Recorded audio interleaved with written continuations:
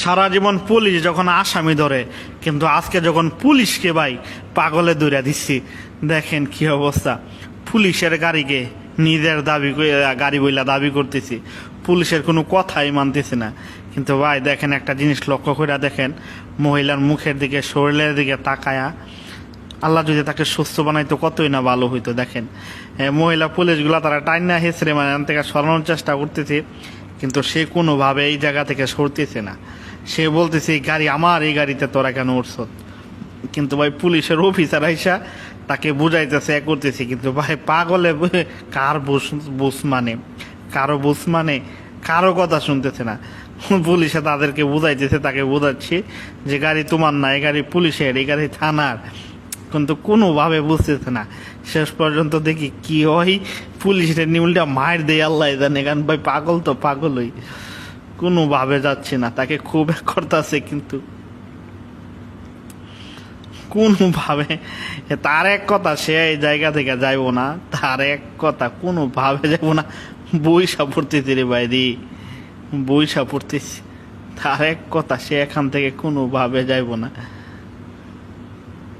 দেখেন কি করে, ওরি বাবা, ওরি বাবা, এই লাড়ি লই লেছে রে ভাই, লাড়ি লই লেছে।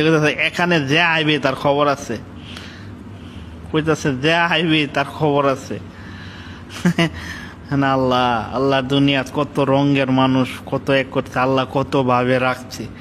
একবার চিন্তা করেন তো, তার জায়গায় যদি আপনি থাকতেন, বুঝতে পারছেন। আল্লাহ আপনারা সুস্থ রাখছে, রাখছে, শুক্রিয়া জানান ভাই। কমেন্টে অবশ্যই আমি লিখেন, এই মহিলাটা, এই মায়েটার জন্য দোয়া করেন। তার বয়সটা কিন্তু তেমন বেশি না, কিন্তু আসলে পাগল হয়ে গেছে, এই কারণে এই অবস্থা তাকে দেখা যাচ্ছে।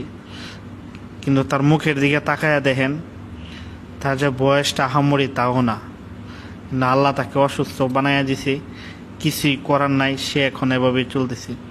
সব পুলিশ তার লীলাকৃত্য দেখতেছে, কিন্তু পুলিশ কোনো কিছু ভয়ে বলতে সাহস পাচ্ছে না, কারণ পাগল তো, কি করলা না করলা তার তো কোনো গ্যারান্টি নাই।